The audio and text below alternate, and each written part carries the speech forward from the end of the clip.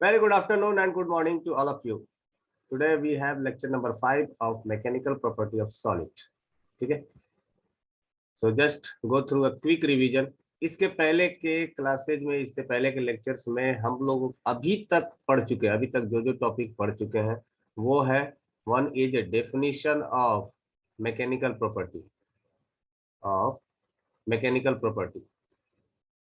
तो mechanical property के बारे में हम लोग जान चुके थे एंड हम लोगों को इस पार्टिकुलर टॉपिक में, इस पार्टिकुलर चैप्टर में इलास्टिसिटी एंड प्लास्टिसिटी के बारे में जानना है। लिटिल बिट अबाउट टफनेस, तो मैं बता दूंगा टफनेस क्या होता है, हार्डनेस क्या होता है।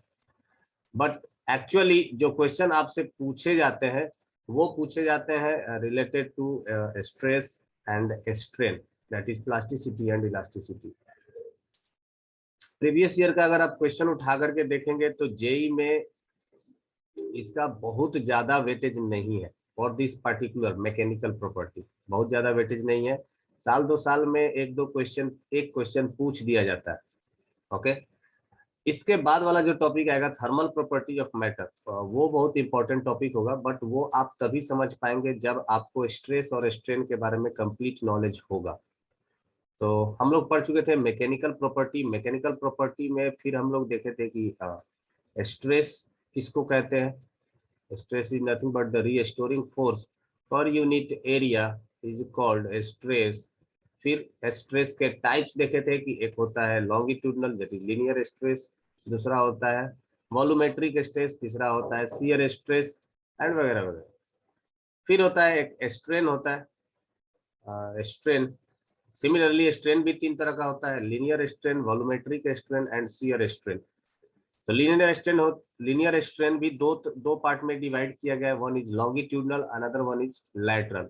लॉन्गिट्यूडनल स्ट्रेन उसको कहते हैं जो लेंथ के अलोंग, जो इसका चेंज इन लेंथ होता है that will B along the direction of applied force. जिस डायरेक्शन में आप फोर्स लगाते हो अगर उसी डायरेक्शन में चेंजेज दिखता है तो हम लोग इसको कहते हैं लॉन्गिट्यूडनल स्ट्रेस। लेकिन जिस डायरेक्शन में आप फोर्स लगाए और उसके परपेंडिकुलर डायरेक्शन में अगर चेंजेस दिखने लगे, delta will be perpendicular to the applied force, that will be called as lateral strain. फिर एक होता है वॉल्यूमेट्रिक स्ट्रेन। वॉल्यूमेट्रिक स्ट्रेन में क्या होता था कि इनिशियल वॉल्यूम जो भी होता था उससे या तो वॉल्यूम इंक्रीज होगा या तो वो वॉल्यूम डिक्रीज होगा, whatever it is, delta V by V. Delta V मतलब change in volume divided by original volume. Let's say कि this is the new volume और ये प्रीवियस वॉल्यूम था, ये नया वाला वॉल्यूम है। तो प्रीवियस वॉल्यूम और न्यू वॉल्यूम में जो भी चेंज आया delta V by V is called as strain, volumetric strain. ये ज्यादातर फ्लूइड प्रेशर, हाइड्रोस्टेटिक प्रेशर के वजह से देखा जाता है, या ज्यादातर ये इसका यूज आपको फ्लूइड डायनेमिक्स में काम आएगा। फ्लूइड को पढ़ने के लिए, फ्लूइड का मतलब गैस में भी और लिक्विड में भी, तो दोनों ही केस में ये काम आता है। वॉल्यूमेट्रिक स्ट्रेन, वॉल्यूमेट्रिक स्ट्रेन से ही हम लोग डिफाइन करेंगे बल्क मॉडुलस वगैरह, so that is also very important. Now the next one is shear strain. Shear strain में क्या होता था, किसी भी ऑब्जेक्ट के ऊपर टेंजेंशियल डायरेक्शन में फोर्स लगाते थे। Tangential to what? Tangential to the surface. आप किसी भी एक सरफेस पर टेंजेंशियल डायरेक्शन में फोर्स लगाते थे and that surface was dislocated, its top surface was dislocated, not the bottom one. इसका जो टॉप सरफेस है, ऊपर का जो सरफेस होता है वो डिसलोकेट कर जाता है।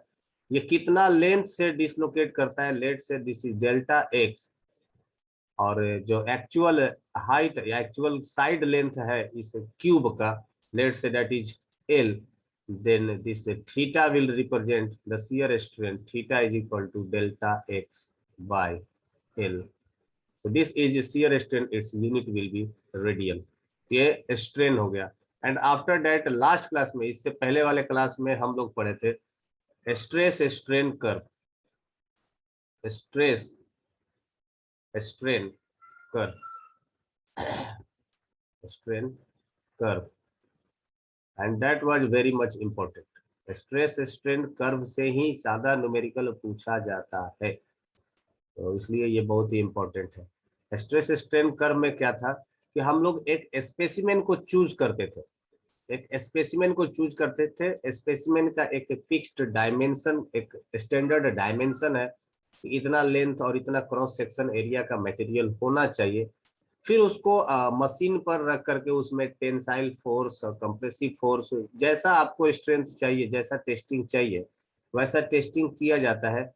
स्ट्रेस स्ट्रेन कर्व के लिए टेंसाइल फोर्स लगाते हैं एंड अकॉर्डिंगली एक ग्राफ प्लॉट किया जाता है for ductile material and it's looks like this much. ये कुछ इस तरह से दिखता है, जिसमें कि अलग अलग पार्ट्स को अलग अलग नाम से जाना जाता है। This particular section is known as elasticity zone या इलास्टिक जोन। इलास्टिक जोन का मतलब ये हो गया कि यहाँ तक अगर स्ट्रेस हुआ किसी भी ब्रिटर में डक्टाइल मटेरियल के लिए, तो यहाँ तक स्ट्रेस में ये अपने शेप को रीगेन कर लेगा। After that this is called as plastic zone. तो प्लास्टिक जोन का मतलब ये हो गया कि अगर इससे ज्यादा अगर स्ट्रेन आया, we are mostly concern about strain, this is approximately बोल सकते हो कि 2% ऑफ टोटल लेंथ। 2% से छोटा हुआ अगर एक्सटेंशन, है ना, 2% से अगर छोटा हो रहा है तो मोस्ट प्रोबेबली कि वो इलास्टिक जोन में रहता है और बॉडी अपने शेप को रीगेन कर पाता है। अगर 2% से ज्यादा हुआ तो वो प्लास्टिक जोन में चला जाता है। तो जो भी इंजीनियरिंग फील्ड में डिजाइन करने के लिए मटेरियल चूज किया जाता है, वो इलास्टिक जोन में ही मटेरियल को रखा जाता है। दैट मीन्स कि अगर उसके ऊपर लोडिंग होता भी है और अगर उसमें एक्सटेंशन होता भी है, इलोंगेशन होता भी है, तो it should get back to its original position. ये अपने ओरिजिनल कॉन्फ़िगरेशन में वापस आ जाएगा, इसलिए ये डिजाइन एरिया है। जो भी कुछ हम लोग डिजाइन करेंगे वो इसी रीजन में डिजाइन करेंगे, ना कि प्लास्टिक रीजन में। प्लास्टिक रीजन में आपका प्रोडक्ट फॉर्मेशन होने लगता है। जैसे मान लीजिए कि आपको छड़ बनाना है या आपको एक वायर बनाना है, जैसे इलेक्ट्रिकली कंडक्टिंग जो वायर होता है, इलेक्ट्रिकल वायर, तो वो उतना अगर आपको पतला सा वायर बनाना है तो आप क्या करेंगे, आप उसको प्लास्टिक जोन में फोर्स लगाएंगे ताकि वो परमानेंटली डिफॉर्म हो जाए, है ना। आपके पास एक मोटा डायमीटर का एक वायर होगा और आप इसको खींच करके एक पतला वायर बना देंगे and this will be use to conduct electricity. तो ये जो प्रोडक्शन होगा that will be in the region of plastic region. यहाँ पर आपका डिफॉर्मेशन होने के बाद वापस से ये सेम पोजीशन पर चला जाएगा, तो फिर तो ये वैसा ही रह गया, आपका वायर नहीं बन पाएगा। So depends upon the application. अगर आप चीजों को किसी मैकेनिकल डिवाइस में यूज कर, जैसे आप व्हीकल बनाना चाहते हो, एरोप्लेन बनाना चाहते हो, सैटेलाइट बनाना चाहते हो, तो your design area will be this one. अगर आप एक नया प्रोडक्ट बनाना चाहते हैं, आप उसको डक्टाइल बनाना चाहते हैं, मैलिएबल बनाना चाहते हैं, वॉट एवर इट इज, आप इसको एक वायर बनाना चाहते हैं, तो this should be in plastic zone, है ना। अगर आपको किसी चीज को, लेट से कि आपको आपके पास एक लोहा है और उसको बेंड करना है like in a circular form, या आपके घर के जो खिड़की होता है, खिड़की में तरह तरह का डिजाइन होता है, तो उसके लिए आपको डिजाइन के लिए अगर लोहे को बेंड करना है तो that should be in plastic zone. एक बार आप बेंड कर दिए तो वापस से वो सेम पोजीशन पर नहीं जाना चाहिए। अगर वापस से सेम पोजीशन पर चला गया तो that will be in the elastic zone, जो कि अपने को रिक्वायर्ड नहीं है। तो डिपेंड्स अपॉन एप्लीकेशन, हम लोग अलग अलग जोन में वर्क करते हैं, अलग अलग उसमें स्ट्रेस प्रोड्यूस करते हैं। इसमें कुछ इंपॉर्टेंट पॉइंट्स था, जैसे एक पॉइंट था ए जिसको बोलते थे प्रोपोर्शनल लिमिट, एक पॉइंट होता था बी जिसको हम लोग बोलते थे अपर यील्ड पॉइंट, सी जिसको हम लोग बोलते थे लोअर यील्ड पॉइंट, और एक होता था ultimate stress, and then it is the fracture point. Fracture point का मतलब ब्रेक पॉइंट। इस पॉइंट पर आकर के वो कोई भी ऑब्जेक्ट टूट जाता था। So we have not to worry about these fields. इसके बाद की चीजों का हमको कोई फर्क नहीं पड़ता है। देखिए एक्चुअली जो परमानेंट डिफॉर्मेशन है वो इस पॉइंट के बाद ही स्टार्ट होता है ना। पॉइंट बी के बाद ही परमानेंट डिफॉर्मेशन स्टार्ट होता है ना। इसके पहले परमानेंट डिफॉर्मेशन स्टार्ट नहीं होता है। This is plastic zone. Plastic zone ये तो हो गया। यहाँ से धीरे धीरे इलोंगेशन होना स्टार्ट होता है, इलोंगेशन स्ट्रेन बढ़ना स्टार्ट होता है। At this point neck formation will start and then at F point it will be fracture, it will be breakdown. So that is about the stress strain curve. अगर यहाँ तक किसी को कुछ doubt है, कुछ पूछना है तो पूछ लीजिए, अदरवाइज हम लोग आगे मूव करते हैं। Anyone has problem, doubt regarding anything? No. Let's sir yo sir ये जो पॉइंट लिखे हैं डिजाइन वाला, इसके अंदर क्या कौन सा डिजाइन होगा? कौन से? ये डिजाइन जो लिखे हैं, यहाँ पर आप एप्लीकेशन इसका रखते हो, आप इस मटेरियल को यूज करते हो, है ना। जैसे मान लीजिए कि अगर आपको ब्रिज में मटेरियल इस्तेमाल करना है ना, आपको पुल बनाना है, तो पुल के लिए जो मटेरियल चाहिए होगा, क्या वो मटेरियल को आप प्लास्टिक डिफॉर्मेशन कराएंगे? मतलब एक बार वो बेंड हो गया तो वो बेंड ही रह जाएगा। तो क्या आप एक ऐसा पुल बनाएंगे जहां पर कि लोहा बेंड हो जाए? आपने लोहा लगाया ऐसा, आपने एक बार लगाया ऐसा स्ट्रेट किया, इसके ऊपर ट्रक पार हुआ और ये बेंड हो गया, ऐसा फोल्ड हो गया, तो क्या आप ऐसा इस्तेमाल करेंगे? No sir. आपको चाहिए कि यहाँ पर से गाड़ी पास हुआ, ये थोड़ा सा बेंड हुआ और अपने पोजीशन पर फिर से वैसे ही खड़ा है। तो in which region you want to design, plastic और in elastic zone? Now you decide. Each shear strain change their shape? बिल्कुल यस, शियर स्ट्रेन उसके शेप को चेंज कर सकता है, of course it can. Okay, let's move on to the next. Now, the next one is Hooke's law and modulus law of elasticity. So that is the very much important for all of us. This topic is very much important. Hooke's law and modulus of elasticity. Hooke's law और modulus of elasticity क्या कहता है? Actually देखिए, Hooke's ने जो अपना law दिया, जो नियम दिया, that was for the proportional limit. That was for the proportional limit. ये याद रखिएगा। इसलिए यहाँ पर जो मैंने फिगर बना रखा है, that is up to proportional limit only. This is the point. This point is a point. ठीक है, और ये जो लिमिट है, this is called as proportional limit, है ना। So Hooke's law states that, हम लोग कह सकते हैं हुक्स लॉ। सर एक कल के एक ग्राफ में था यंग्स मॉडुलस आते हैं इसके बाद, sigma by epsilon. Modulus of elasticity में आ जाएगा। Okay. Hooke's law states that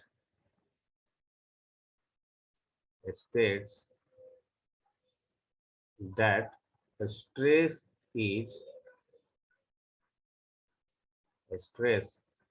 is directly proportional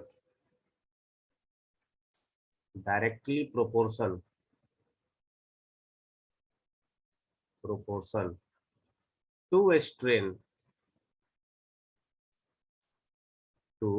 a strain within proportional limit,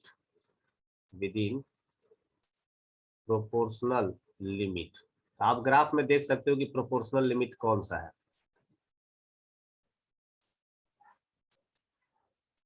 ठीक है, और यहाँ पर जो y एक्सिस है, that will be directly proportional to x axis. क्यों? क्योंकि ग्राफ आपका बन रहा है linear.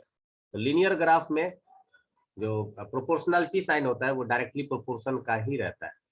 Okay, so we can write here the stress from the Hooke's law, we can write stress. This point is very much important, कि ये जो है ये किसके लिए है? This is for proportional limit only.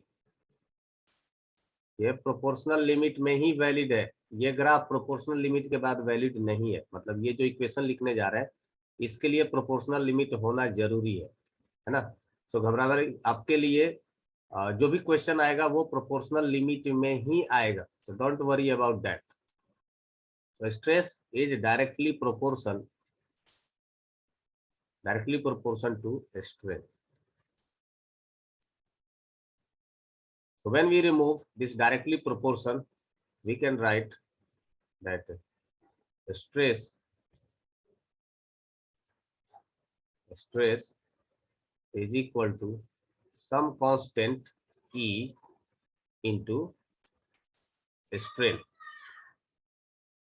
Now this E, the constant value E is equal to, we can write the stress upon strain.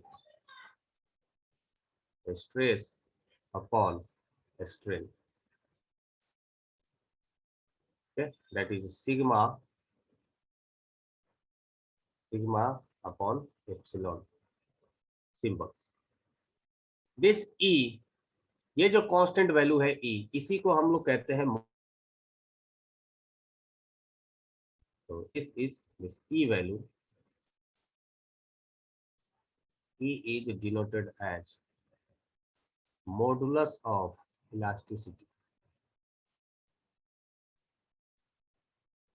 Modulus of elasticity.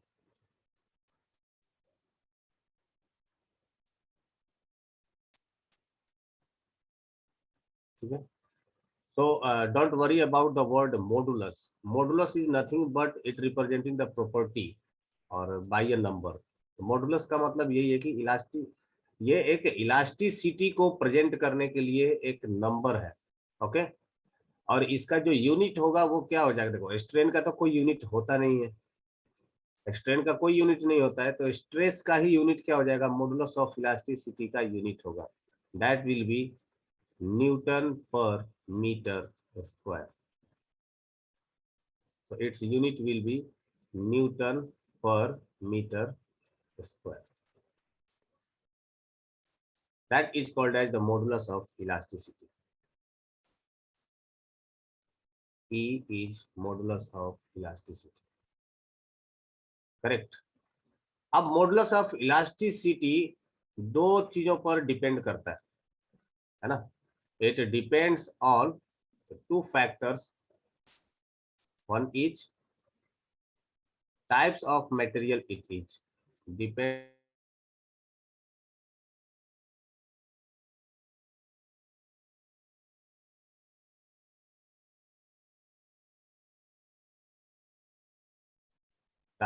Use करने जा रहे हो, लोहा है, एल्युमिनियम है, कॉपर है, कौन सा मटेरियल है, हर एक मटेरियल का अपना अलग अलग मॉडुलस ऑफ इलास्टिसिटी का वैल्यू होता है. तो ये वेरी करता है टाइप्स ऑफ मटेरियल के साथ. हर एक इलास्टिसिटी का मॉडुलस ऑफ इलास्टिसिटी टेम्परेचर. आपका आवाज फंस रहा है.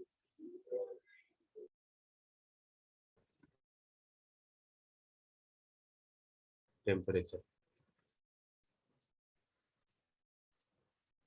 ठीक है. तो टेम्परेचर के साथ साथ इसका वैल्यू बढ़ता या घटता है.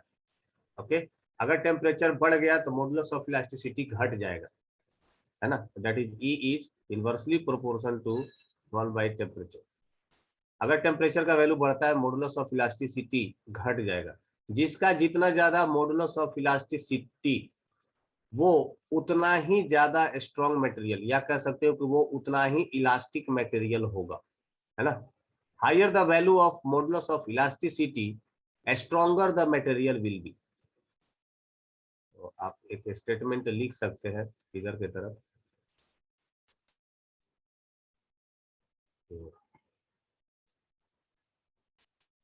Higher the value of E,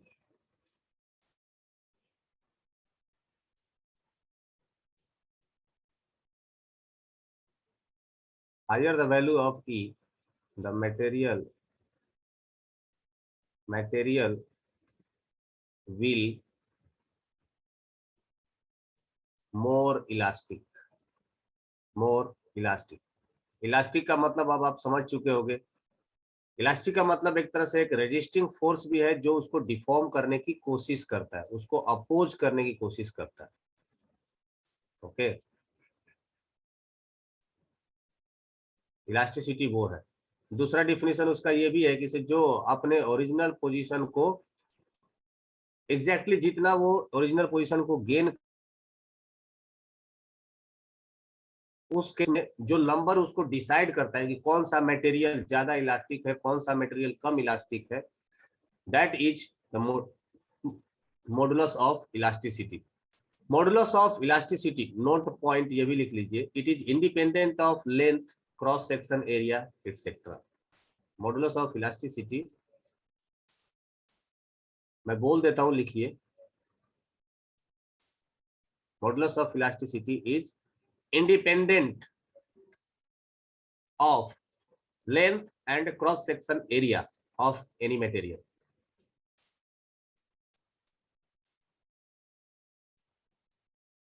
मेरा नेटवर्क इशू है क्या? यस सर, कभी कभी फंस जाता है। जी सर, जी सर। सबके साथ हो रहा है क्या? मतलब मेरे साइड में नेटवर्क तो सर ये सब यस सब सर। सबके साथ। नो, लाइट भी चली गई।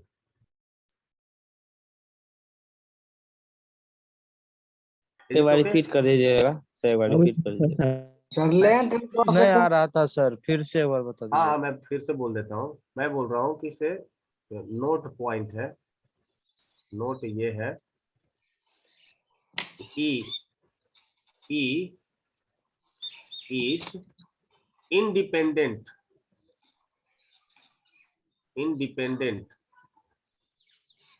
of length and cross section area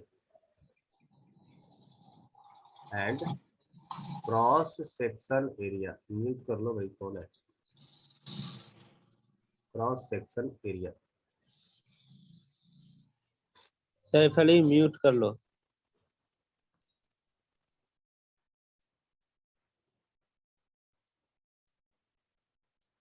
ये है नोट पॉइंट, यहाँ पर इसको आप लिख लीजिए, और लिख मत लीजिए, इसको आप समझ भी लीजिए कि जो मॉडुलस ऑफ इलास्टिसिटी है, it is just like density. जैसे डेंसिटी किसी भी मटेरियल के क्वांटिटी पर, अमाउंट पर, उसके लेंथ पर डिपेंड नहीं करता है, सिमिलरली जो मॉडुलस ऑफ इलास्टिसिटी है वो भी किसी भी मटेरियल का, ऑफ कोर्स आनंद, जो मटेरियल है उसका क्रॉस सेक्शन एरिया, जो आप मटेरियल लेने जा रहे हो, है ना। कोई भी ऑब्जेक्ट, जैसे आप आयरन का एक बार ले लीजिए, एक रॉड ले लीजिए, जैसे ये एक आयरन का बार है, तो इसका ये क्रॉस सेक्शन एरिया होगा ना, ये वाला circular cross section area.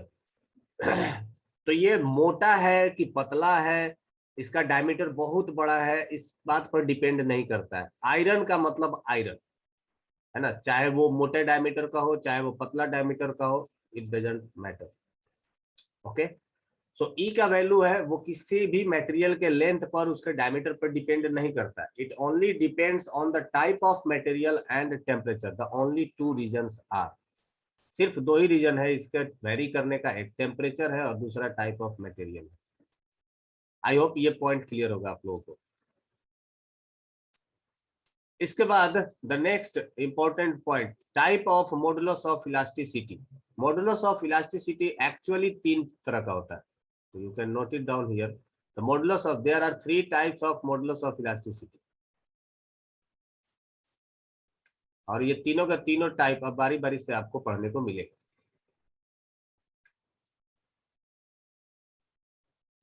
There are three moduli. मॉडुली मतलब मॉडुलस का ही प्लूरल शब्द को मॉडुली कहा जाता है। Modulus is singular, moduli is plural. There are three moduli of elasticity, namely Young's modulus, bulk modulus and modulus of rigidity. Modulus of rigidity को किसी किसी बुक में नीटा से भी रिप्रेजेंट किया जाता है। सो अगर कहीं पर अगर आप सिंबल आप ये देखेंगे तो भी वो सही है, कोई दिक्कत नहीं है। The symbols might be very, but ये दोनों का तो सेम है, सब जगह वाई और के का ही इस्तेमाल किया जाता है। तो वही Young's modulus, bulk modulus and modulus of rigidity corresponding to three type of strain. तो तीन तरह का स्ट्रेन हम लोग पढ़े थे ना, एक पढ़े थे हम लोग लीनियर स्ट्रेन। तो लीनियर स्ट्रेन के लिए आ जाएगा यंग्स मॉडुलस, मतलब लॉन्गिट्यूडनल स्ट्रेन हो या लैटरल स्ट्रेन हो, उसके लिए जो हम लोग मॉडुलस इस्तेमाल करेंगे that will be Young's modulus. Volumetric strain के लिए बल्क मॉडुलस का इस्तेमाल करते हैं, दैट इज वॉल्यूमेट्रिक स्ट्रेन। याद करिए फ्लूइड में हम लोग इसको इस्तेमाल करेंगे बल्क मॉडुलस का। And the modulus of rigidity is for shear strain. Shear strain, अब आप समझिए कि इलास्टिसिटी, मॉडुलस ऑफ इलास्टिसिटी का फॉर्मूला क्या है? मॉडुलस ऑफ इलास्टिसिटी का फॉर्मूला यही है, E is equal to stress upon strain, stress upon strain. तो आपको इन तीनों के लिए अलग अलग फॉर्मूला रटने की जरूरत नहीं है। You know the basic of elasticity. Elasticity का आपको बेसिक कंसेप्ट पता है कि मॉडुलस ऑफ इलास्टिसिटी का फॉर्मूला क्या है, स्ट्रेस अपॉन स्ट्रेन। अब मैंने बोला है कि Young's modulus is longitudinal stress और स्ट्रेन के लिए इस्तेमाल होता है। तो आप यहाँ पर जब फॉर्मूला लिखेंगे तो यंग्स मॉडुलस के लिए फॉर्मूला आप लिख सकते हो y is equal to sigma longitudinal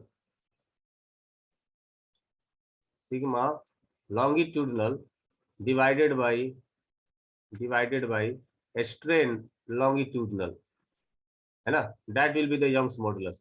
similarly bulk modulus के लिए आप लिख सकते हो दैट विल बी द ये स्ट्रेस। तो वॉल्यूमेट्रिक स्ट्रेस में जो आपका जो आता है वो प्रेशर के बराबर ही होता है, that is the pressure applied by hydrostatic force. तो आप लिख सकते हो P divided by volumetric strain delta V by V। We will talk later, मतलब इसको अलग से भी हम लोग पढ़ लेंगे टॉपिक दे करके, बट आप देख सकते हो कि आपके उसके लिए एक अलग से आपको मेहनत करने की जरूरत नहीं है, याद करने की जरूरत नहीं है। आपके लिए बेसिक फार्मूला क्या है, वो ये वाला है। This is your basic formula, stress by strain. बस आपको इतना याद रखना है कि यंग्स मॉडुलस लीनियर स्ट्रेन के लिए होता है, बल्क मॉडुलस वॉल्यूमेट्रिक स्ट्रेन के लिए होता है, और मॉडुलस ऑफ रिजिडिटी ये शियर स्ट्रेन के लिए होता है। ओके, सो जी के लिए आप लिख सकते हो G is equal to that is the shear stress tau divided by shear strain that is theta, tau by theta. Okay, तो this will be the modulus of rigidity G। तीन तरह का ये मॉडुलस ऑफ इलास्टिसिटी होता है, 1, 2 and 3।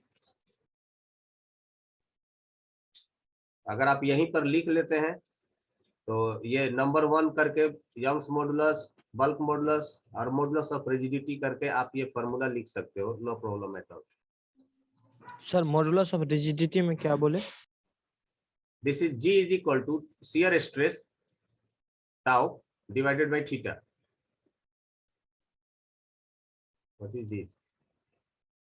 Shear stress, shear strain से हमको चाहिए ना ये, yes.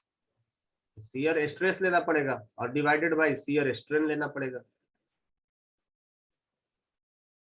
Shear strain. That is all about your topic. अब यहीं से सारा प्रॉब्लम बनना स्टार्ट हो जाएगा। आपको यंग्स मॉडुलस पूछा जाएगा, बल्क मॉडुलस पूछा जाएगा और मॉडुलस ऑफ रिजिडिटी पूछा जाएगा, दैट्स इट।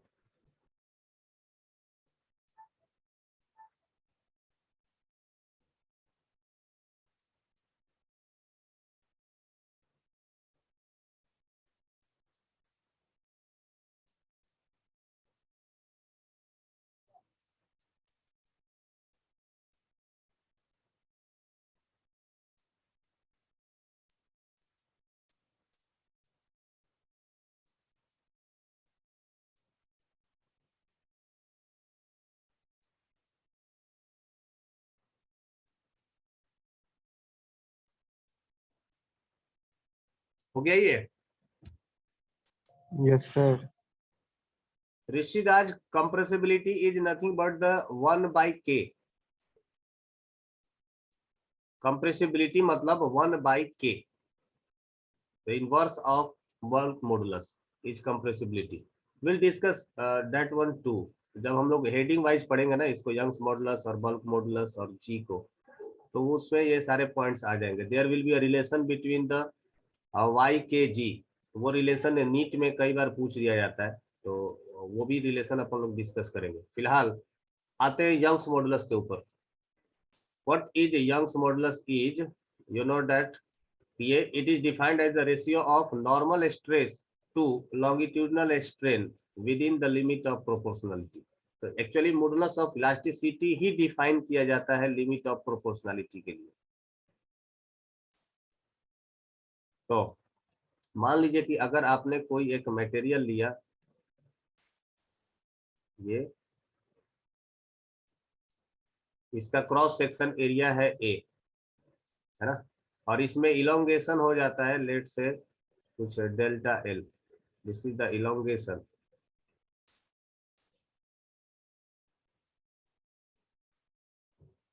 आपने इसके ऊपर फोर्स लगा दिया मान लीजिए कि आपने एक फोर्स लगाया, that is F,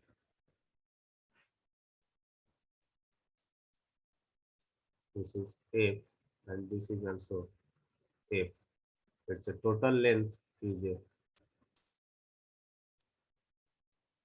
L and this is the change in length is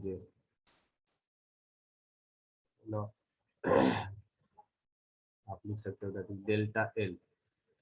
delta का सिंबल ये भी है, delta L. this cross section area is, let's say this cross section area is A, we can write the Young's modulus of this material y is equal to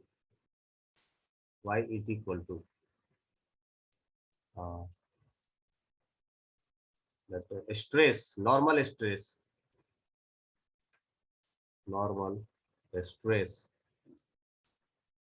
divided by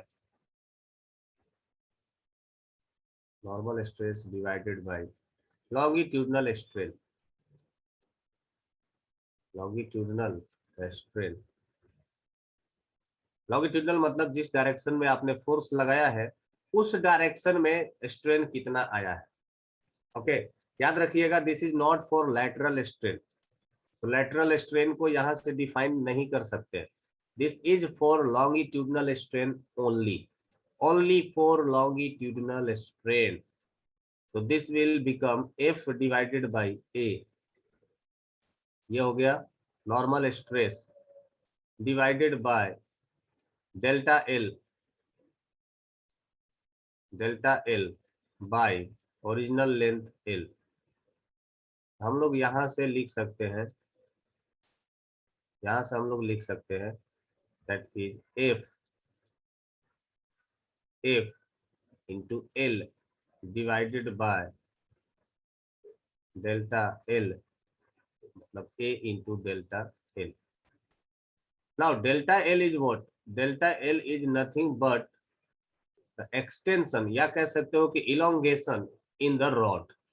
तो किसी भी rod में elongation कितना होगा, आपके पास दो चीजें यहां से जो फॉर्मूला तैयार होता है कि Young's modulus is equal to F L, चाहे तो आप ये फॉर्मूला याद रखिए F L divided by A into delta L, है ना। चाहे तो आप ये फॉर्मूला याद रखें, चाहे तो आप बेसिक फॉर्मूला याद रखें। बेसिक फॉर्मूला सब जगह काम आएगा और ये पार्टिकुलरली आपको इसके लिए याद रहेगा, सो नो प्रॉब्लम। हालांकि ये आपको अलग से याद करने की जरूरत नहीं है, ये बार बार प्रैक्टिस करते करते भी याद हो जाता है। अब इस फॉर्मूले का पोस्टमार्टम करिए कि आपसे जो क्वेश्चन पूछा जा सकता है वो किस किस फॉर्मेट में क्वेश्चन पूछा जा सकता है। व्हाट आर द वेरिएबल्स, इसमें कितने कितने फिजिकल क्वांटिटीज का इस्तेमाल किया गया है। This is Young's modulus that will be the constant for a material, किसी भी एक मटेरियल के लिए ये वैल्यू कांस्टेंट होगा। Now F is the applied force, और ये फोर्स मैं कितने तरीके से अप्लाई कर सकता हूं, by using a wire rope. आप इसमें टेंशन प्रोवाइड कर सकते हो, और अगर एक बार अगर टेंशन का यूज हो गया तो आप पूरे न्यूटन्स लॉ को इसका जिम्मेवार ठहरा सकते हो, है ना।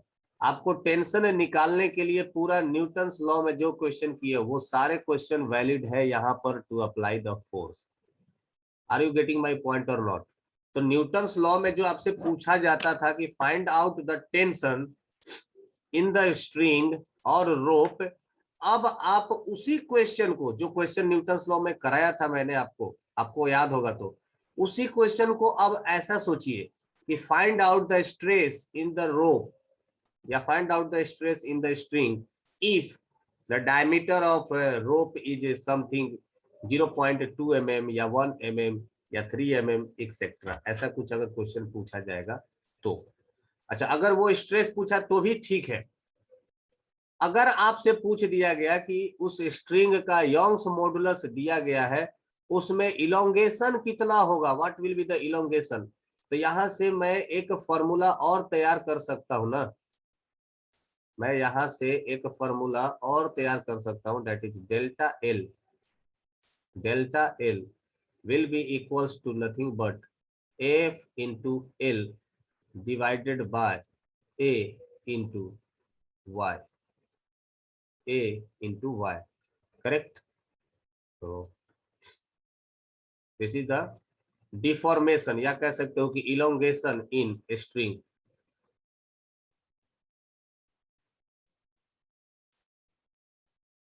Is it okay everyone? क्या ये क्लियर है? मैं यहां से दो फॉर्मूला बना सकता हूं, हालांकि पूछने के लिए तो मैं कुछ भी पूछ सकता हूं, इसमें से कोई भी एक चीज पूछा जा सकता है, बाकी का 4 क्वांटिटी दिया रहेगा। इसमें स्टेक कौन कौन सा है? एक तो Young's modulus, force applied, original length, cross section area and change in length. Cross section area किसी भी शेप का हो सकता है, it could be a circular, it could be a square, it could be a rectangle, anything it could be, कोई भी shape का हो सकता है। तो you should know what is the formula of area. अब अगर आपको कुछ भी पूछना होगा इसमें से, तो बाकी 4 चीजों के बारे में इंफॉर्मेशन चाहिए होगी, that is force, length, Young's modulus and extension या एरिया, जो भी है। आपके पास 2 फॉर्मूला है, एक यंग्स मॉडुलस फाइंड आउट करने का और दूसरा उसके अंदर इलोंगेशन फाइंड आउट करने का। So let's move on to the numerical parts. देखते हैं कुछ एग्जांपल्स सॉल्व करने की कोशिश करते हैं। Here it is the first question based on modulus of elasticity. किसी को तो डाउट है? एक मिनट, हाँ बोलो ना, रुकनुद्दीन, सॉरी, बोलिए।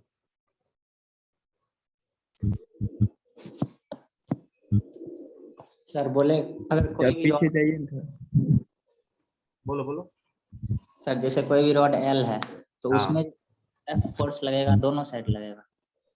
बिल्कुल लगेगा, तो दोनों साइड लगेगा रुकनुद्दीन। अगर ऐसा नहीं हुआ, दोनों साइड में नहीं लगा, अगर एक साइड में फोर्स लगेगा, ओके, तो सोचिए कि क्या होगा, नेट फोर्स इधर की तरफ लगेगा and this will start accelerating. जब एक्सेलरेशन होने लगेगा तो इसमें इलोंगेशन नहीं आएगा ना, यस सर, फिर लेकिन तो ये अगर मूव कर। हाँ जी, दोनों तरफ फोर्स लगा है तो इलोंगेशन दोनों साइड में होना चाहिए। इलोंगेशन दोनों साइड में होना चाहिए, तो आप इसको फिक्स कर दीजिए ना, और मान लीजिए कि जो इधर इलोंगेशन हुआ वो इधर ना होकर के पूरा का पूरा इधर ही हो गया। हाँ ऐसा नहीं कर सकते हैं। आपसे देखिए, हर बार क्वेश्चन में जरूरी नहीं कि एफ फोर्स ऐसा दिखाएगा ही। मैं अगर यहीं पर एक दीवार बना दूं ऐसा, और मैं बोलूं कि ये रॉड इस दीवार के साथ ऐसा फिक्स्ड है, इसका मतलब भी वही हो गया कि अगर आप इस रॉड पर एफ फोर्स इधर लगाएंगे तो ये दीवार इस रॉड पर रिएक्शन फोर्स इधर की तरफ लगाएगा, है ना। सो इट डजंट मीन कि यहाँ पर एफ फोर्स और एफ फोर्स दो अलग अलग केस हो गया। No, both are same. कई बार क्वेश्चन में आपको ऐसा मिलेगा कि एक रॉड सीलिंग से लटका हुआ है या एक रॉड को दीवार से ऐसा बांधा गया देन खींचा जाता है। इसका मतलब यही हो गया कि आप जितना फोर्स इधर लगाओगे, ये दीवार भी उतना ही रिएक्शन फोर्स इधर की तरफ, नॉर्मल फोर्स इधर पीछे की तरफ लगाएगा, तभी जाकर के ये रॉड इस डायरेक्शन में इक्विलिब्रियम में रहेगा। It will not move along X direction. Are you getting my point और नॉट? तो दोनों साइड में फोर्स लगना जरूरी है और वो भी सेम। चलिए आगे बढ़ते हैं। पहला क्वेश्चन ये है, the diameter of a brass rod. तो मटेरियल आपको दिया गया है ब्रास रॉड, है ना। ब्रास आपको पता ही होगा। Brass rod is 4 mm, so diameter is 4 mm and Young's modulus of brass is, see Young's modulus का आप रेंज देख लिए कि इसका रेंज क्या होता है, 9 into 10 raised to power 9 10 raised to power 10 newton पर mm, न्यूटन पर मीटर स्क्वायर। अब एक मेगा, मेगा में होता है 10 raised to power 6, मेगा में होता है कितना, 10 raised to power 6, और गीगा में कितना होता है, 10 raised to power 9। तो जो ये आपको गिवन डेटा दिया गया है, गिवन डेटा, गिवन ये आपको दिया गया है कि Young's modulus that is y is equal to 9 into 10 raised to power 10 newton पर मीटर स्क्वायर। मेरी बातों को ध्यान से सुनिए आप लोग, है ना, इधर उधर ध्यान मत भटकाओ। ये जो दिया गया है वैल्यू, कई बार आपको इस फॉर्मेट में ना दे करके, कई बार आपको इस फॉर्मेट में देता है, this will be 90 GPa, GPa, so both are same, दोनों में कोई डिफरेंस नहीं है। 90 GPa का मतलब क्या हो गया कि गीगा को हटाइए और 90 इंटू 10⁻⁹ लिख दीजिए पास्कल, और चूंकि 1 पास्कल में 1 न्यूटन पर मीटर स्क्वायर होता है, so it is nothing but pascal कहिए या न्यूटन पर मीटर स्क्वायर कहिए, बात एक ही होगी। सो कई बार आपको इस फॉर्मेट में दिया जाएगा 90 GPa, 50 GPa, है ना, 100 मेगा पास्कल, 1000 मेगा पास्कल, तो ये भी आप याद रखिए, नहीं तो ऐसा दे दिया तो फिर बोलने लगोगे कि अरे बाप रे अब क्या करें। So this unit is very much important. GPA क्या होता है आप नोट करके लिख लीजिए कहीं पर भी साइड में। 1 जीपीए का मतलब हो गया 10⁹ न्यूटन पर metre square, and 1 MPa mega pascal का मतलब हो जाता है 10⁶ न्यूटन पर metre square. Now move on, आपको इस बार डायरेक्ट दे दिया गया, दैट इज 9 इंटू 10⁻10 न्यूटन पर metre square. The force required to stretch by 0.1% of its length is. So इस बार जो आपको इलोंगेशन दिया गया है ना, ये this is what the force required to stretch by 1%, तो आपको जो इलोंगेशन दिया गया है दैट इज, या कह सकते हो कि आपको जो स्ट्रेन दिया गया है दैट इज स्ट्रेन। स्ट्रेन ये आपको क्या दिया गया है, डेल्टा एल बाई एल, मतलब 0.1% of L 100 into L divided by original length L. So L काट दिए, जो आपको ई का वैल्यू दिया गया वो कितना दिया गया 0.001, that is the value of strain 0.001। आपको यंग्स मॉडुलस मिल गया, आपको स्ट्रेन मिल गया, what you have to find out. अच्छा ओके, आपको डायमीटर भी दिया गया है, सो एरिया आप कैसे लिख सकते हैं, A is equal to pi by 4 D square. क्योंकि डायमीटर दिया हुआ है तो ऑटोमेटिकली ये क्रॉस सेक्शन एरिया इसका सर्कुलर ही होगा, तो दैट सर विल बी, हाँ जी मिलीमीटर में, सर मिलीमीटर में है सर। हाँ बिल्कुल बिल्कुल, उसको कन्वर्ट कर लेंगे 4 इंटू 10⁻³ का स्क्वायर, तो it will become pi by 4 का स्क्वायर 16 10⁻⁻6 4 चौका 16, तो 4 pi into 10⁻⁻6 it becomes 4 pi into 10⁻⁻6। तो ये आपको मिल गया एरिया। नाउ आपको फाइंड आउट करना है कि what will be the force required. अब समझिए मैंने जो बोला था आप उसको समझिए।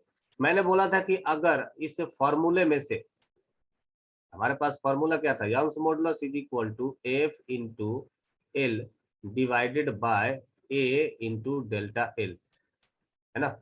इस फॉर्मूले में से आपको कोई भी 3 चीज दिया रहेगा, चौथा पूछेगा, या 4 चीज दिया रहेगा तो 5वां पूछेगा। ना आप इस फॉर्मूले को ऐसे भी लिख सकते हो ना, Young's modulus that is F divided by A, ये हो गया स्ट्रेस, डिवाइडेड बाई स्ट्रेन का वैल्यू कितना हो जाएगा डेल्टा एल बाई एल। इसलिए मैं बोला कि अगर आपको बेसिक याद है तब तो कोई दिक्कत नहीं है, अगर सिर्फ और सिर्फ फॉर्मूला पर आप स्टिक किए हुए तब तो प्रॉब्लम हो जाएगा। अब इसमें आप ढूंढते रहिएगा कि डेल्टा एल और एल का वैल्यू क्या दिया हुआ है, आपको हवा भी नहीं लगेगा। बेसिकली आपको क्या दिया हुआ था, that was given was strain, या आपको स्ट्रेन दिया हुआ था। So once you know the basic of formula, then only you can solve the problems. Otherwise, आपको पता भी नहीं चलेगा, हवा भी नहीं लगेगा कि एक्चुअल में क्वेश्चन में गिवन डेटा है क्या। सो आपको दिया गया डेल्टा एल बाई एल का वैल्यू, आपको दिया गया है ए का वैल्यू, आपको दिया गया है यंग्स मॉडुलस का value. Can we find out the value of force F? Yes, of course we can. If yes then find out. जल्दी से बताइए वैल्यू अब कितना आएगा। ओके, आ गया sir D. D for dog. Yes sir. 36 pi into 10 raised to power 5. Okay, let's check it out. y का value कितना है, a आ रहा है सबका। यंग्स मॉडुलस है 9 into 10 raised to power 9। 9 into 10 raised to power 9। 10 है। हाँ 10 है, हाँ सॉरी 10। 10 फोर्स अपने को पूछा गया है और एरिया अपने को आ चुका है 4 pi into 10 raise to power -6 multiplied by strain का वैल्यू है 0.001। तो इसको क्रॉस मल्टीप्लाई कर देंगे इधर की तरफ, तो यहाँ से तो आ उसको जाएगा 90 GPa नहीं लिख सकते हैं? जीपीए लिखेंगे तो फिर आपको कन्वर्ट करना पड़ेगा इसी फॉर्मेट में ना। 9 into 10 raised to power 10 into 0.001 into, या आप कह सकते हो कि डिवाइडेड यस बाय सर सही है, कीजिए। 10 raised to power 6 into 4 पाई, ऐसा कुछ आएगा। तो 10 raised to power 6 से ये कट गया, ये बचेगा 10 raised to power 4 और 4 से ये 3 कट गया, तो यहाँ पर बच जाएगा 90। अब 90 गुना 4 बोले तो 360 pi newton. A will be the correct answer. Okay, ये नो कितने लोगों सर। को नहीं समझ में आया? सर गलत कैसे आ गया? ये तो तुम जानोगे ना, मुझे क्या पता। तुम्हारा गलत आया, मेरा थोड़ी आया। और किसी को इसमें डाउट है क्या, कैसे आया?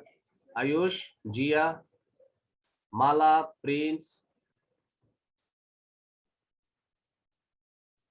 प्रभात, सुमन, नो सर। किसी को डाउट?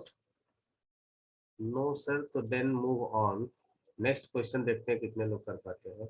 सर हाँ, लास्ट क्वेश्चन का लास्ट पॉइंट जो था स्ट्रेच बाय 0.1%, उसका मतलब स्ट्रेच बाय 0.1%, मतलब किसी चीज को आप खींचते हो तो ये 0.1% इसमें इलोंगेशन होता है। ओके, तो 0.1% of what, of its original length, है ना। अगर आपके पैसे में 5% की वृद्धि हो गई तो 5% का वृद्धि कितना पर लीजिएगा?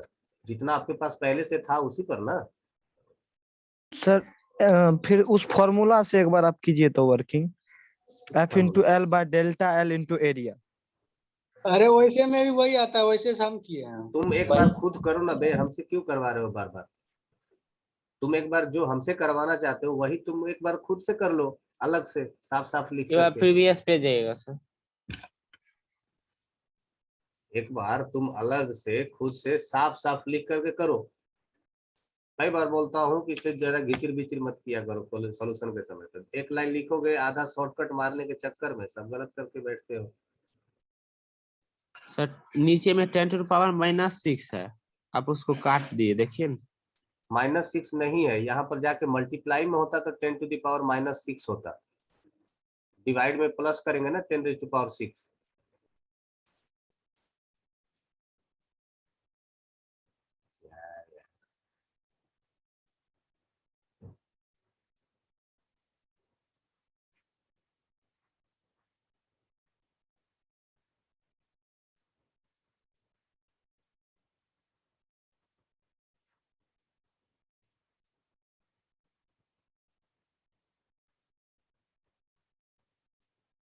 यस सर, यस सर, सुनो।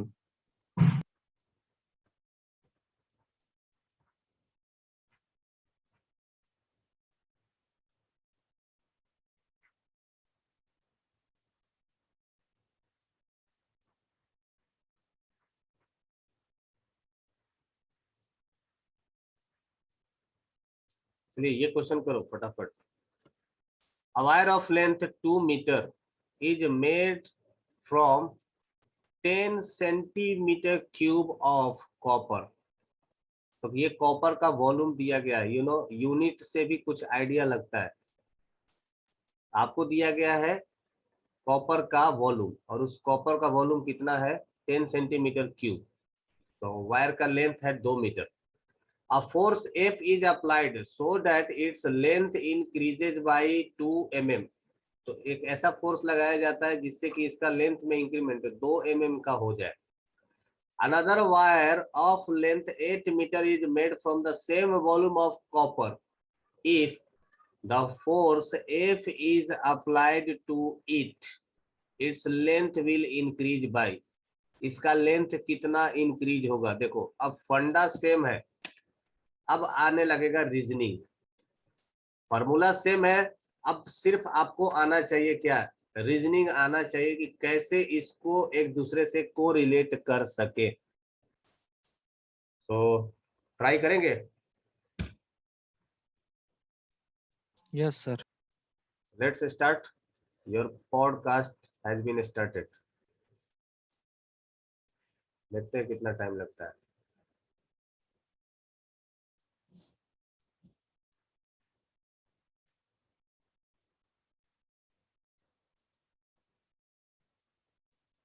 Try this.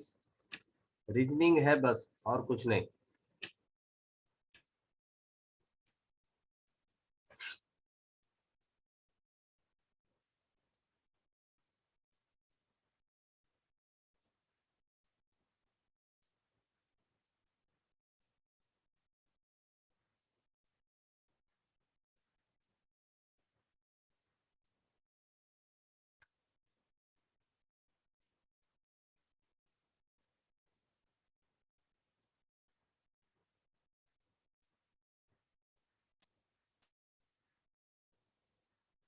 Wire of length 2 meter, 10 centimeter cube of copper. Okay, देखते हैं। 1 मिनट हो चुका है।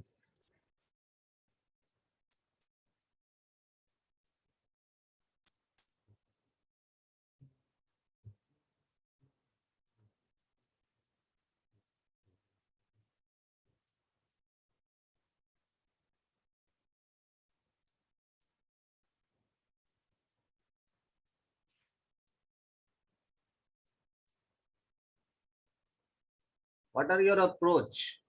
आपके अलग अलग अप्रोच हैं। क्या सोच रहे हो? क्या बनाने, कैसे बनाने को सोच रहे हो?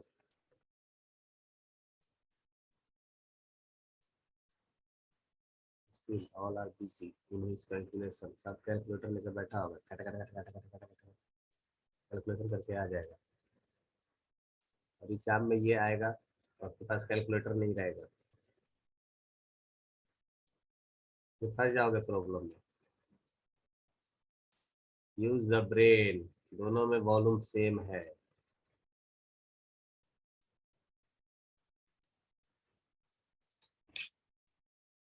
सो 2.5 मिनट होते ही I will start solving.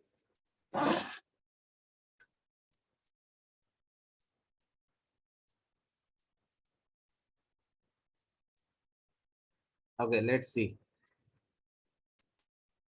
Solve करते हैं इस 2 मिनट क्वेश्चन। सर, 2 मिनट में हो गया। 2 मिनट और? अरे बाप रे, 4 मिनट एक क्वेश्चन के लिए। चलो करो। 2.5 मिनट हो चुका है, अब आगे देखते हैं।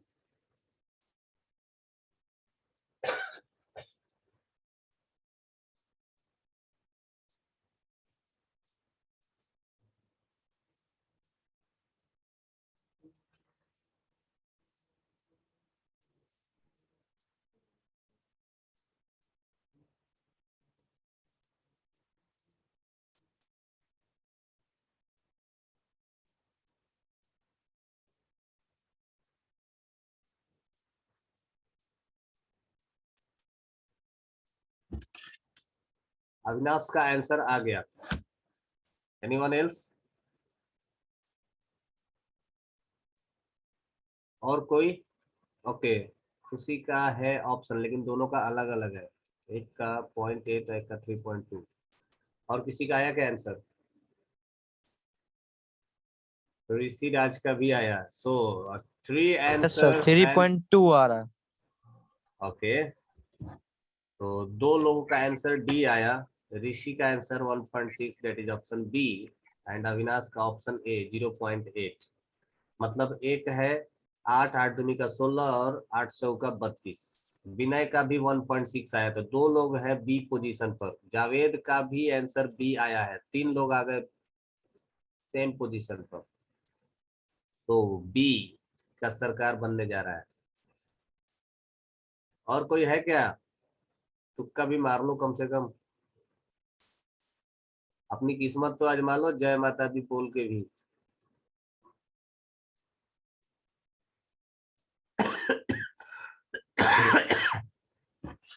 चलो सॉल्व करते हैं। तो अप्रोक्सीमेट सैफ का ऑप्शन डी आया, सो 3 3। आयुष का भी डी आया, मतलब 4 लोगों का सपोर्ट है और ऑप्शन डी को। सर आप रीजनिंग बोले न, इसलिए सिर्फ रीजनिंग है वाला। है रीजनिंग ही तो है। सो देखते हैं किसका सरकार बनता है, डॉग का कि बॉय का। Let's see. उज्जवल डॉग के साथ है ना? ऐसे ऐसे नहीं बोलिए, ऑप्शन नहीं बोलिए। देखते हैं ना किसका सरकार बनता है? तो लेट्स सॉल्व। देखिए मैंने बोला कि ये रीजनिंग है, अगर बनाना चाहे तो बाय कैलकुलेशन हम लोग काफी लंबा इसका कैलकुलेशन कर सकते हैं। बट मुझे जो क्लिक किया, और वो अभी शायद आपको क्लिक नहीं किया होगा, आगे करना चाहिए ये चीज। मैंने इसलिए बोला कि just focus on the same volume of copper.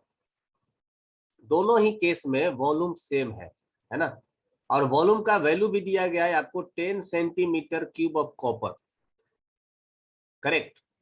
So basic से हम लोग चलते हैं। देखिए हम लोग पढ़े थे Young's modulus, that is Young's modulus y is equal to F L divided by delta L into area, या कह सकते हो ए इंटू डेल्टा एल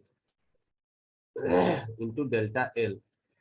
आप गिवन डेटा से देखेंगे तो आपको पता चलेगा कि दोनों ही केस में लेंथ ऑफ वायर तो पता है, मतलब एल का वैल्यू आपको दिया गया है, and force is applied to that its length increases by 2 mm। तो पहले केस में आपको डेल्टा एल का भी वैल्यू दिया गया है, उसका लेंथ भी दिया गया है, एरिया नहीं दिया गया है, आपको दिया गया है वॉल्यूम। ओके, आपको दिया गया है वॉल्यूम। तो यहां पर एक चीज आपको स्ट्राइक करना चाहिए। आपको याद होगा 10th में कि अगर कोई भी चीज सिलेंड्रिकल ही क्यों ना हो, या आप एक क्यूबॉइडल हो, या फिर आप एक क्यूब हो, वट एवर इट इज, इसका जो वॉल्यूम होता था that volume was nothing but the area, cross section area multiplied by length. यही होता है इसका वॉल्यूम का फॉर्मूला, है ना? ये इसका क्रॉस सेक्शन एरिया ए इंटू इट्स लेंथ। ओके, तो यहां पर मुझे एक चीज क्लिक किया है, वो क्या है कि अगर मैं इसको ऊपर नीचे एल से मल्टीप्लाई कर दूं, ऊपर नीचे एल से मल्टीप्लाई कर दूं, तो मेरे पास आ जाएगा Young's modulus is equal to F divided by F into L square divided by area into length. Area into length ये क्या दे देगा? वॉल्यूम इंटू डेल्टा एल, यही आएगा। This will be the calculation. Now हमारे पास 2 अलग अलग कंडीशन है। एक कंडीशन में वायर का लेंथ है 2 मीटर। अब ऑब्वियसली आपको दिख रहा होगा कि अगर लेंथ का वैल्यू छोटा है तो क्रॉस सेक्शन एरिया ज्यादा होगा।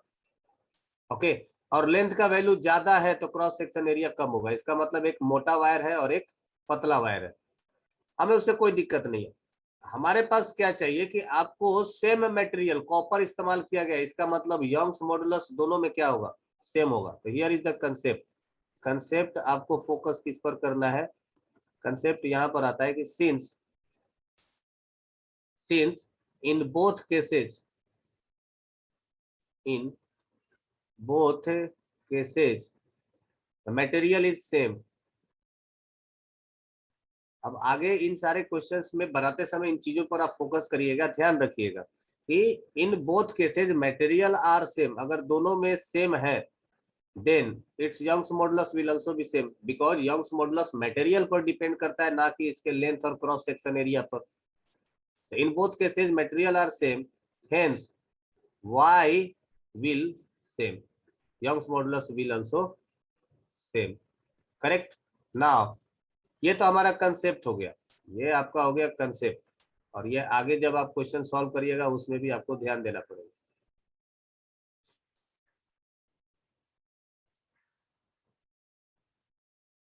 ठीक है, okay. Now solving this question, question को सॉल्व किया जाए तो केस 1 की बात करें, केस 1 में जब लेंथ 2 मीटर था, केस 1 में हम लोग लिख सकते हैं कि Young's modulus y is equal to force applied किया गया है F, लेंथ दिया गया है 2 का square, that is the total length 2, volume मान लीजिए कि V है, या अगर 10 है तो भी कोई फर्क नहीं पड़ता है, क्योंकि दोनों ही केस में सेम वॉल्यूम है, तो V कैंसिल आउट होना ये मुझे पता है। चाहे अगर मर्जी आपकी तो वैल्यू आप 10 ले भी सकते हैं। V इंटू डेल्टा L कितना है, 2 mm है, तो हम इसको mm में ही रहने देते हैं ना, चलो मीटर में कर देते हैं। This is 2 into 10⁻³ metre. यह हमारा हो गया case number 1। Similarly case number 2, दूसरे केस में हमारे पास y का वैल्यू सेम है, फोर्स का भी वैल्यू सेम है, the force is still remain same, तो मैं लिख सकता हूं y is equal to F। अब L का वैल्यू हो जाएगा 8 का स्क्वायर डिवाइडेड बाय वॉल्यूम, चूंकि सेम है तो ये हो जाएगा V, और इलोंगेशन अपने को पता नहीं, यही तो पूछा गया है। This is case number 2। Now what to do you can know, you know what to do. इसके बाद आपको क्या करना होगा, इक्वेट कर दीजिए या दोनों का रेशियो निकाल लीजिए, है ना। बेहतर होगा कि दोनों का रेशियो निकाल लीजिए, 1/2 कर लीजिए या 2/1, जो भी करना है आपको। तो लेट्स डू, इक्वेट में भी तो वही करते हैं। बात एक ही चीज हो गया। चलिए दोनों को इक्वेट कर देते हैं, क्योंकि दोनों का वैल्यू सेम है तो दोनों को इक्वेट कर सकते हैं। F इंटू 8 का स्क्वायर, म्यूट कर लो भाई, कोई कोई कर रहा है उधर से, V इंटू 8 नहीं है, सॉरी डेल्टा L है, it is delta L is equal to F into 2 का स्क्वायर, 2 का square divided by V into 2 into 10⁻³ metre.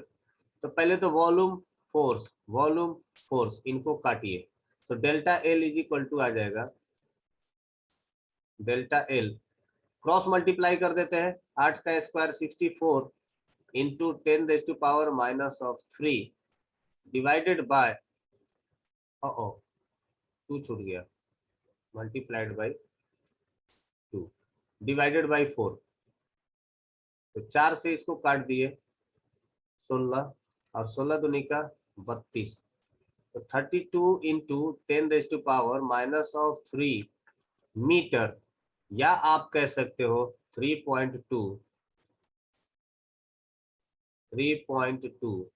Centimetre. क्या बोलते हो तुम लोग सरकार?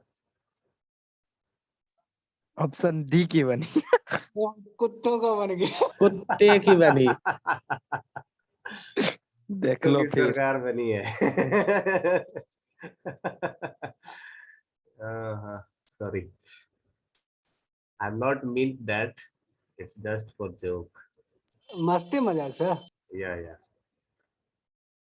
Okay, so in both cases जो ये हमारा मेन कंसेप्ट ये था, और दूसरा चीज हमने क्या किया है ये, अच्छा इस फॉर्मूले से देखो, मैं आप लोगों को एक चीज और मैं बताता हूँ, शायद आपने ऑब्जर्व नहीं किया होगा। इस फॉर्मूले से आप एक चीज और डिसाइड कर सकते हो क्या, कि अगर ये वाला फॉर्मूले को हम लोग यूज कर रहे हैं यहाँ पे, वो क्या है, मैं इस फॉर्मूले से डेल्टा L का वैल्यू निकाल लेता हूँ। डेल्टा L को लिखा जा सकता है, delta L is equal to F L square divided by Young's modulus into volume. अब देखो, अगर किसी भी मटेरियल पर सेम फोर्स अप्लाइड किया जाए for the same volume, okay, अगर सेम फोर्स अप्लाइड किया जाए फॉर द सेम वॉल्यूम, तो मैं लिख सकता हूं कि जो उसमें इलोंगेशन होगा that will be proportional to your L square. यहां से अगर मैं कंडीशन ये बनाता हूं if same force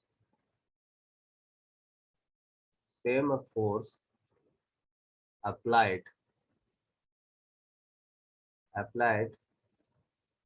on same material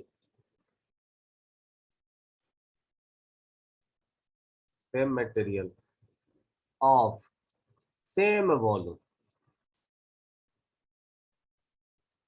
volume, then delta L will be proportional to L square, है ना। तीन कंडीशन है, फोर्स सेम होना चाहिए, यंग्स मॉडुलस सेम होना चाहिए और वॉल्यूम सेम होना चाहिए।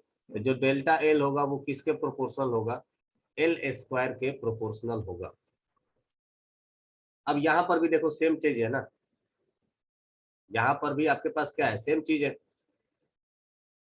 आपके पास फोर्स सेम है, यंग्स मॉडुलस सेम है एंड वॉल्यूम सेम है। तो जो डेल्टा एल होना चाहिए वो किसके प्रोपोर्शनल होना चाहिए? एल स्क्वायर के प्रोपोर्शनल होना चाहिए, है ना। तो डेल्टा L1 अब आप इस इक्वेशन से लिख सकते हो ना, delta L1 is equal to some kind of constant K into L square, similarly L1 square, delta L2 is equal to some constant into L2 का स्क्वायर। आप डायरेक्ट इसका रेशियो निकाल लेते, इतना कैलकुलेशन करने की जरूरत ही नहीं पड़ता, यहां से शॉर्टकट में आपका आंसर आ जाता। ओके, सो यूट्यूब वीडियो आप बना सकते हो अपने लिए, मात्र 1 सेकंड में क्वेश्चन सॉल्व करना सीखें। Delta L1 by delta L2 is equal to L1 square by L2 square. You know shortcut का कितने सारे कंडीशन होते हैं। Here are the condition, same force होना चाहिए सेम मटेरियल पर और वॉल्यूम सेम होना चाहिए, तब जा करके आप ये प्रॉब्लम सॉल्व कर सकते हो। पर आपको मिलता है सिर्फ इतना, this is the shortcut. Okay, तो शॉर्टकट तो याद रहता है पर उसका कंडीशन याद नहीं रखता है, तो ये कंडीशन है उसका, ये शॉर्टकट इस्तेमाल करने के लिए है। Don't worry about that.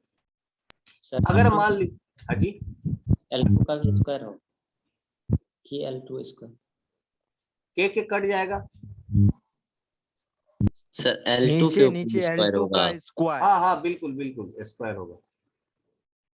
अच्छा, अगर इसमें से सेम वॉल्यूम हटा भी देंगे तो यहाँ पर क्या आ जाएगा? Delta L will be proportional to L square by volume, okay, या L by cross section area A. अगर ये सेम वॉल्यूम वाला केस हटा भी देंगे तो जो दूसरा केस बनेगा इसका वो क्या बनेगा? Delta L will be proportional to L divided by cross section area. जिसका ये रेशियो ज्यादा होगा उसका इलोंगेशन ज्यादा होगा। किसके लिए?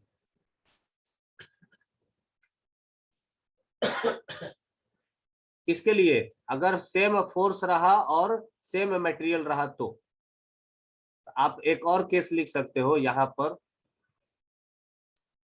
For same force and material. अगर सेम फोर्स और मटेरियल रहा तो ये फोर्स बाई यंग्स मॉडुलस, ये जो वैल्यू होगा ये क्या हो जाएगा? Constant. Delta L will be L square by volume be, delta L will be L square by volume be, या आप लिख सकते हो कि एल बाई ए। ओके, सुनाई दिया तुम लोगों को? यस सर, डायरेक्टली हाँ, proportional to L by L by A. इस पर बेस्ड प्रीवियस ईयर जेई में एक क्वेश्चन पूछा गया था, है ना। इस पर बेस्ड प्रीवियस ईयर जेई में एक क्वेश्चन पूछ दिया गया था, आपको दिया गया था a force F is applied on a material on the different area and length. 4 option दिए गए थे, एक का लेंथ दिया गया था, लेट से एल इज इक्वल टू है 100 mm और उसका क्रॉस सेक्शन एरिया था 20 mm स्क्वायर, लाइकवाइज ऐसा कुछ है ना। एक का लेंथ था 500 और यहाँ पर था यहाँ एल स्क्वायर बाई ए होगा कि एल बाई होगा? एल बाई ए होगा ना भाई, क्योंकि वॉल्यूम इज इक्वल टू क्या होगा, ए इंटू लेंथ, लेंथ कट जाएगा।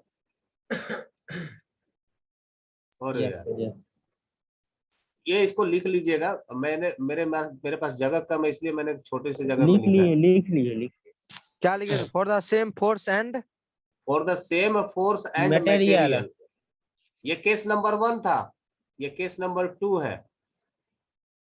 For the same force and material, बहुत लोग बोल रहे हैं कि एल बाई ए कैसे हो जाएगा। देखो मैं किधर बताऊं इसको, यहाँ पर बता रहा हूँ, यहाँ पर देख लीजिए, इस जगह पर मैंने बोला कि सेम नयका फोर्स। पेज लीजिए। नया पेज पे नया एग्जांपल होगा ना,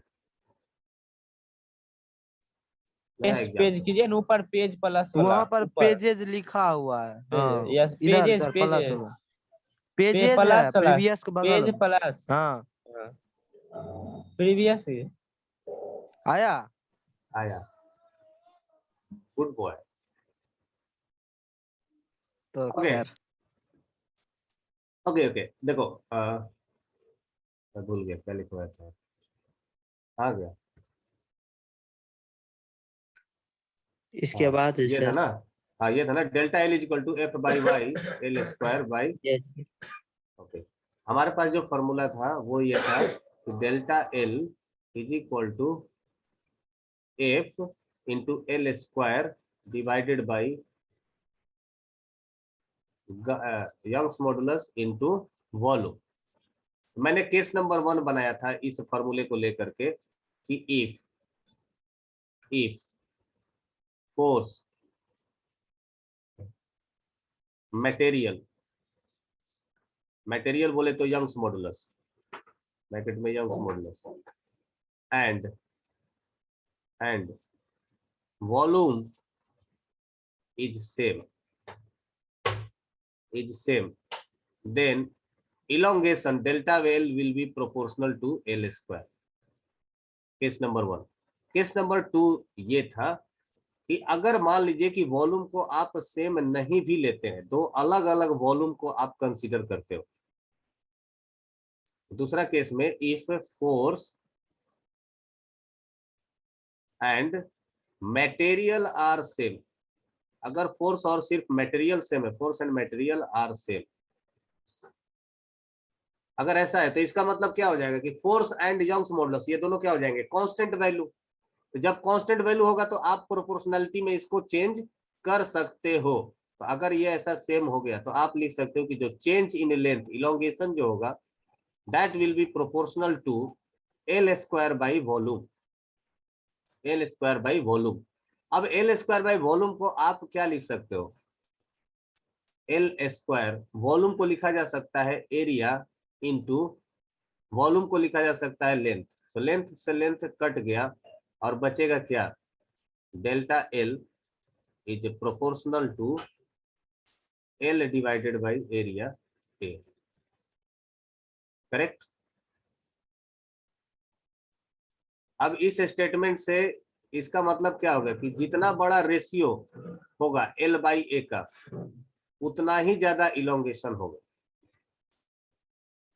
इस फॉर्मूले का इसका जो स्टेटमेंट होगा, इसका स्टेटमेंट क्या होगा कि higher the ratio of L by A longer will be elongation,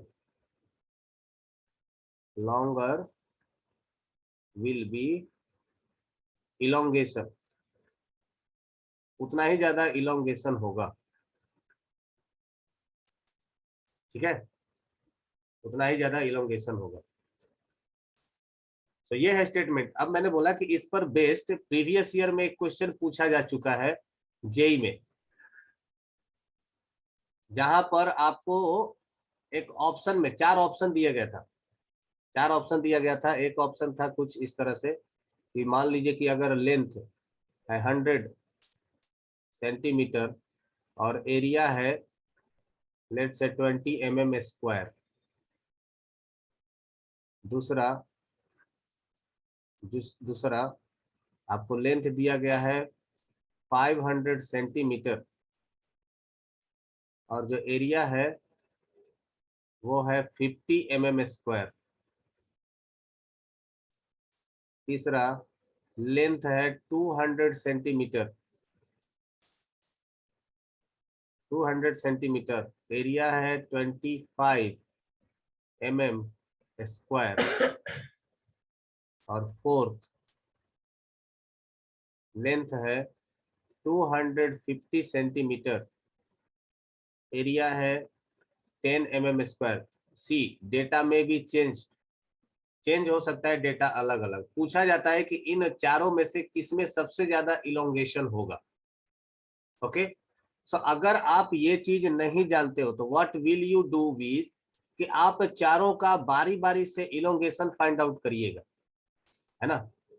इस क्वेश्चन में एक फोर्स का भी वैल्यू दिया गया था कि लेट से फोर्स इज इक्वल टू कुछ सम वैल्यू, कुछ डेटा दिया गया है और आपको इसका अलग अलग क्रॉस सेक्शन एरिया दिया गया, यंग्स मॉडुलस का वैल्यू दे दिया गया कुछ वैल्यू, और पूछा गया कि इन चारों वायर में से किसमें इलोंगेशन ज्यादा होगा। ओके तो बताइए किसमें इलोंगेशन ज्यादा होगा। 1 2 3 4 4।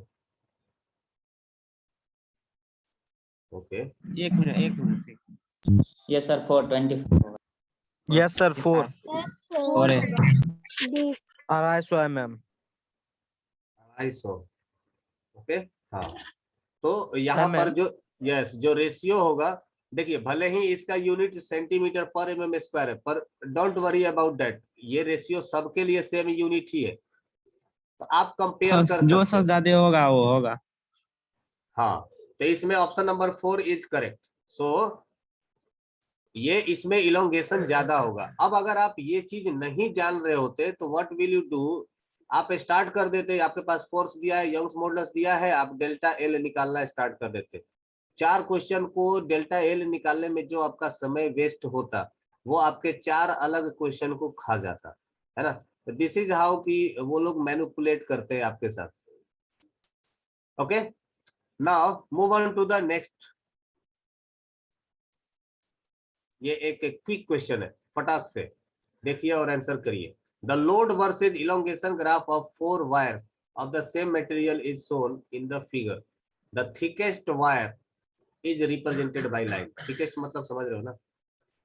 Yes sir. इनमें से कौन सा वायर थिकेस्ट है।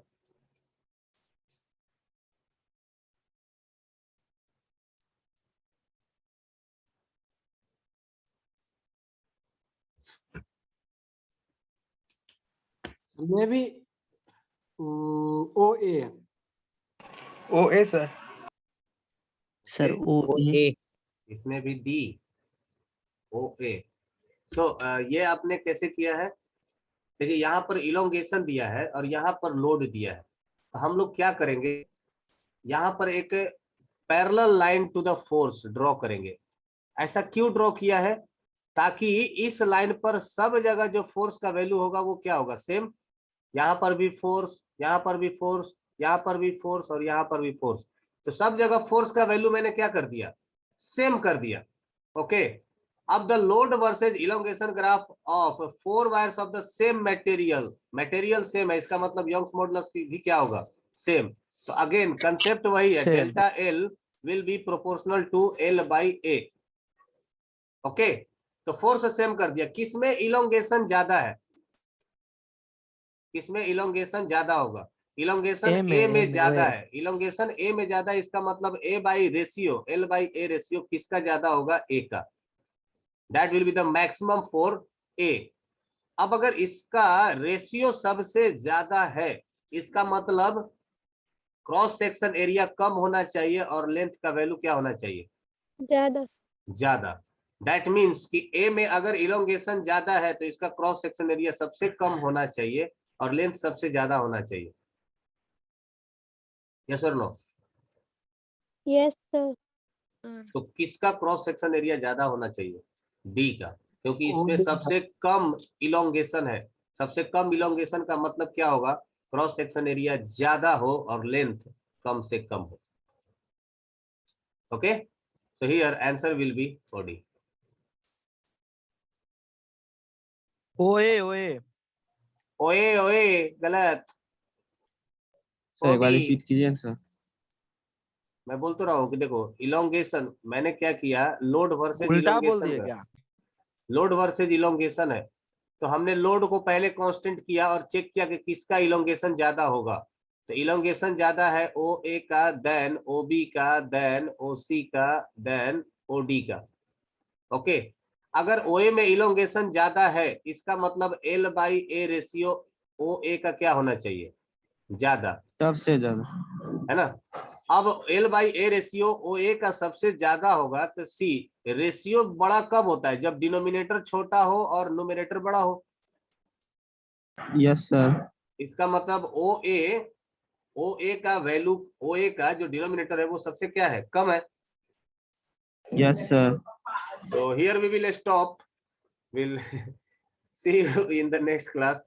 सर मोटा तार ही ज्यादा खींचेगा, पतला तार तो टूट जाएगा। पगला है कि मोटा क्रॉस मोटा सेक्शन एरिया से मोटा पता चलेगा तार में, मोटा। मोटा तार में इलोंगेशन कम ना होगा रे सेम लोड के लिए? क्या यार, ऐसा होता तो फिर पतला तार इस्तेमाल करते ना सब जगह। सर एक cross minute section area sir जिसका चले ज्यादा जाइए। यानी मोटा तार है। ऑफ कोर्स, जिस थिकेस्ट मतलब क्या? मोटा। जिसका, अब ये बताओ, ये एक मोटा है कि ये मोटा है? नीचे वाला सर। क्या यार, तुम लोग भी गजब हाल है, कैसा कैसा सवाल पूछता है। हमको ना मोटा है ज्यादा खींचाएगा ना, पत्थर का तो टूट जाएगा। Bye bye bye bye. Next class वो है। भी घिंचाता है सर। काय को सर भी एक बड़ा मिनट सा। भाई इस सर, स्क्रीन पे लेके क्या जाइए क्या ना। बोल रहा है? अरे अगला क्लास है भाई, अभी पिछले स्क्रीन पे अटका बाय हुआ है। सर। बस एक मिनट एक मिनट। अभी आपका क्लास कहाँ है? झूठो कुछ अरे मेरा नहीं, 1:30 बजे से 7वां 8वां का तो क्लास है ना। बच्चा के ने बुतरू का। होने सर दीजिए। आप ही सर लेट से खत्म कर रहे हैं। हम नहीं, सुनील सर बोले कि लेट से खत्म करिएगा। सर वो वाला बॉक्स अंदर कीजिए ना, है? बॉक्स अंदर कीजिए ना, एक मिनट। हाँ अबे स्क्रीनशॉट ले लो, बाद में लिख लियो। वही तो ले रहे थे, हो गया। चलो बाय बाय। भाई लगता है के बाय सब सर। पढ़ाते हैं। Bye sir bye sir bye sir.